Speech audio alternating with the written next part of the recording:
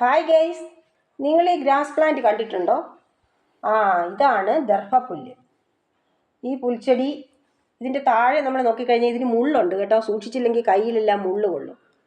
ഇത് ഞങ്ങളൊരു നഴ്സറിയിൽ നിന്ന് വാങ്ങിച്ച് നട്ടതാണേ. ഞങ്ങളിത് ചെടിച്ചട്ടിയിലാണ് വെച്ചിരിക്കുന്നത്.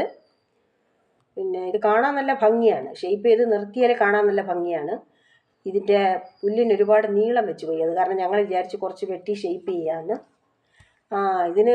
ഇത് ദർഭ മുനെക്കുറിച്ച് കേട്ടിട്ടില്ലേ?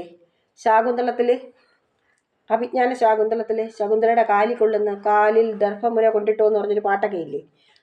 ആ ദർഭപ്പുല്ലാണ് ഇത് ഞങ്ങൾ ഷേപ്പ് ചെയ്യാമെന്ന് വിചാരിച്ചു. നന്നായിട്ട് ഷേപ്പ് ചെയ്യുകയാണ്. പിന്നെ ഇതിനൊരു പ്രത്യേകത കൂടെ ഞങ്ങൾ കാണുന്നുണ്ട്. ഇതിൽ ഓന്ത് വന്ന് സ്ഥിരമായിട്ടിരിക്കും. രാത്രിയിലും എല്ലാം ഇരിക്കുന്നത് കാണാം. എന്തുകൊണ്ടാണെന്ന് ഞങ്ങൾക്കറിയില്ല. അത് എന്തായാലും ഷേപ്പ് ചെയ്തിട്ടുണ്ട്.